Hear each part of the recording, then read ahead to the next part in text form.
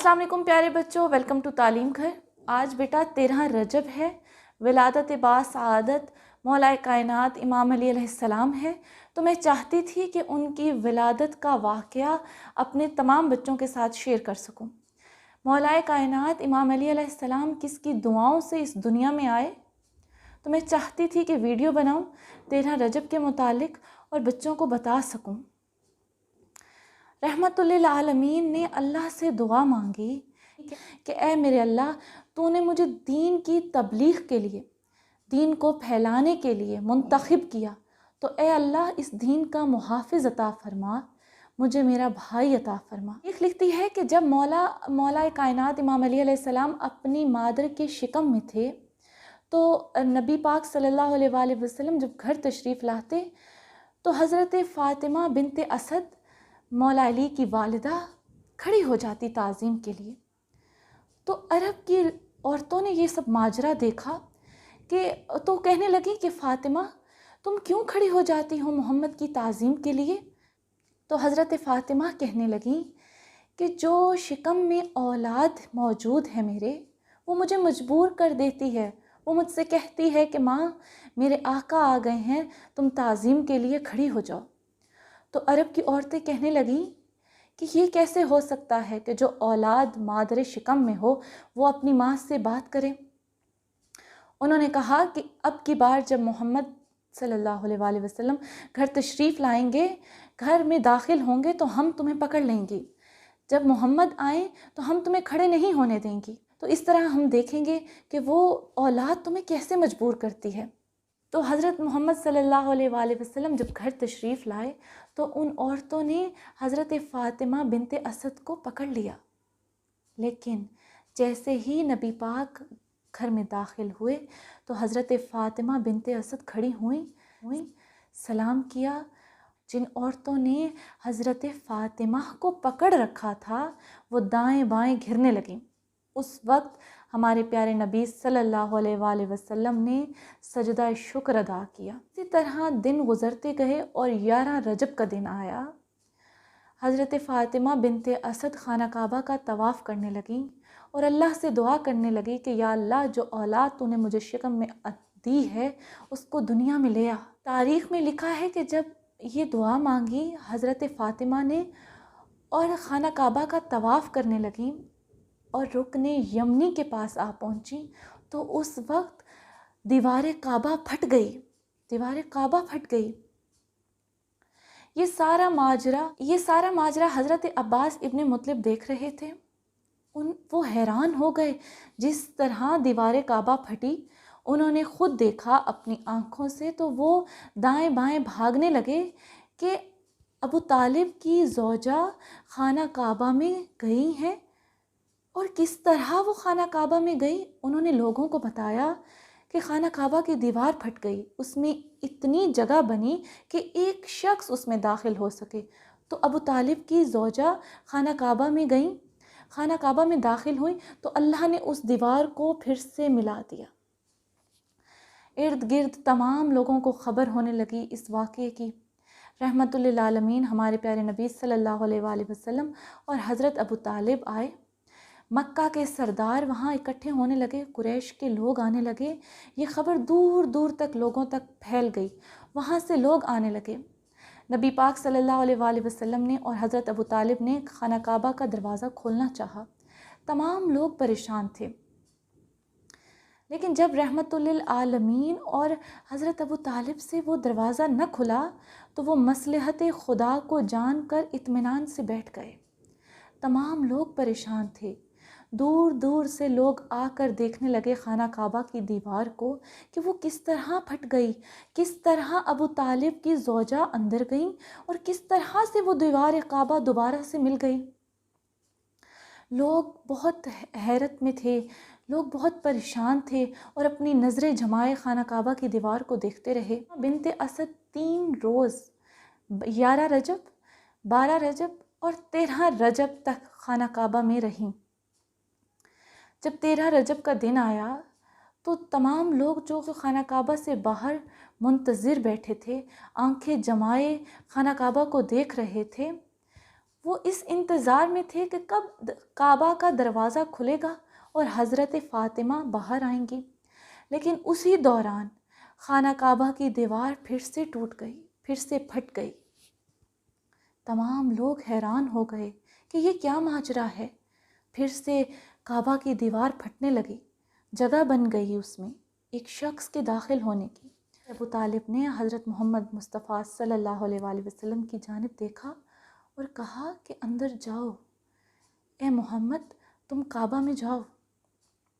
جب نبی پاک کعبہ میں تشریف لائے تو دیکھا حضرت فاطمہ کی گود میں ایک نورانی بچہ موجود ہے۔ حضرت فاطمہ پریشان ہو کر کہنے لگی کہ اے نبی اللہ، نہ میرا بچہ آنکھیں کھول رہا ہے، نہ ہی میرا بچہ روتا ہے۔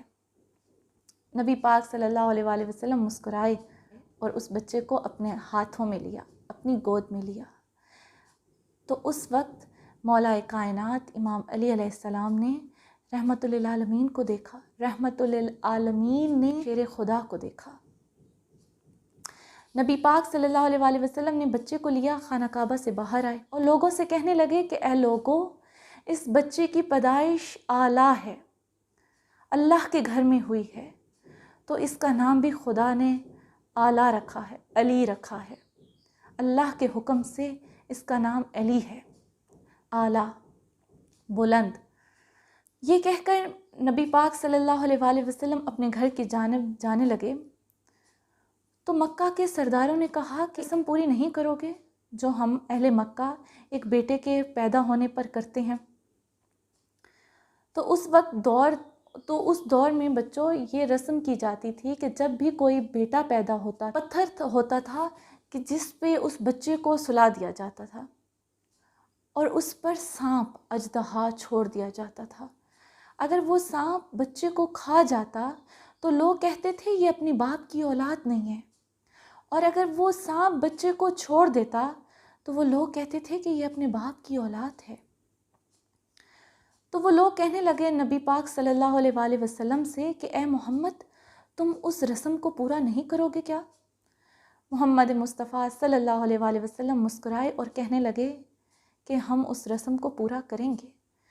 پتھر پہ جناب علی کو سلایا گیا اور نبی پاک صلی اللہ علیہ وآلہ وسلم نے مکہ کے سرداروں سے کہا کہ جاؤ اپنا اژدہا لے آؤ، سانپ لے آؤ اور علی پہ چھوڑ دو اس کو۔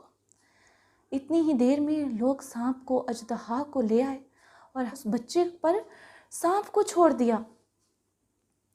جب سانپ علی کے قریب آیا، جب سانپ اس معصوم بچے کے قریب آیا تو اس بچے نے سانپ کے منہ میں ہاتھوں کو ڈالا اور چیر پھاڑ دیا۔ عربی میں سانپ کو کہتے ہیں حیا، اور کسی چیز کے چیرنے کو کہتے ہیں درہ، حیا درہ۔ تو جب مکہ کے لوگوں نے دیکھا کہ ایک معصوم بچے نے سانپ کے منہ میں ہاتھ ڈالا اور اسے چیر پھاڑ دیا تو فضا میں آواز گونجنے لگی حیا درہ۔ تو فاطمہ بنت اسد خانہ کعبہ سے باہر تشریف لائیں اور کہنے لگیں میرا بچہ حیدر ہے، یہ وہ شیر ہے جس نے سانپ کے منہ میں ہاتھ ڈال کر اس کو چیر پھاڑ دیا۔ تو بچوں یہ ہماری آج کی ویڈیو تھی۔ مولا کائنات امام علی علیہ السلام بہت عظیم ہستی ہیں، ان کا کسی کے ساتھ کمپیریزن نہیں بنتا بچوں، ہم ان کو کسی اور کے ساتھ کمپیئر نہیں کر سکتے۔ ان کی کعبہ میں اللہ کے گھر میں ولادت ہوئی، مسجد میں شہادت ہوئی، تو ہم ان کو کسی اور کے ساتھ ہرگز کمپیئر نہیں کر سکتے۔ ہم انہیں علیہ السلام کہیں، ہم انہیں رضی اللہ تعالیٰ عنہ کہیں، علی اعلیٰ ہے، ان کی شان میں کوئی کمی نہیں آ جانی۔ یہ ہم پہ ڈیپینڈ کرتا ہے کہ ہمیں کتنی معرفت ہے، ہم اس علی کو، اس اعلیٰ ہستی کو کس قدر پہچان سکتے ہیں، کس قدر ان کے دیے ہوئے علم کو اپنے اندر ایبزارب کر سکتے ہیں اور اپنے آپ کو نکھار سکتے ہیں۔ وہ عظیم ہیں، ان کے ساتھ نہ کوئی مقابلہ بنتا ہے کسی کا، اور نہ ہی ان کے ساتھ کسی کا کوئی کمپیریزن ہے۔ پیارے بچوں، میں آج جو آپ لوگوں کو میسج دینا چاہوں گی، آج سے 13 रजब से मैं ये सब बच्चों को कहना चाहूँगी कि कोई भी मुसीबत अल्लाह ना करे कोई भी मुसीबत हो, परेशानी हो, दुख हो, तकलीफ़ हो, तो आप अपने ऊपर नादे अली का दम किया करें। नादे अली को आसाए मूसा कहा गया है इस दौर में।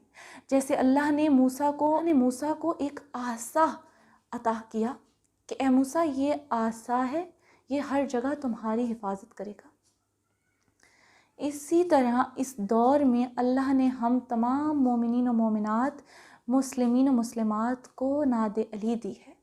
हम समझें तो, ठीक है, कोई भी परेशानी हो, कोई भी तकलीफ़ हो, कोई रंज हो, कोई मुसीबत हो, नादे अली का दम किया करें अपने ऊपर। अव्वल व आखिर 3 दफ़ा दरूद पाक पढ़ें, 11 दफ़ा नादे अली पढ़ें, अपने ऊपर उसका दम करें। उसके बाद आप अगर अपना बिलीव रख के उस इम्पॉसिबल काम की तरफ जाएंगे ना, कदम उठाएंगे, तो वो पॉसिबल हो जाएगा। नाम अली में अल्लाह ने बहुत असर रखा है, बस आप लोगों का बिलीव होना चाहिए। ठीक है प्यारे बच्चों, तो मैं उम्मीद करती हूँ आज की वीडियो आपको पसंद आई होगी। तो अपना ढेर सारा ख्याल रखिएगा प्यारे बच्चों, मुझे अपनी दुआओं में याद रखिएगा। इंशाअल्लाह हम मिलते हैं अपनी नेक्स्ट वीडियो में, तब तक के लिए खुदा हाफ़िज़।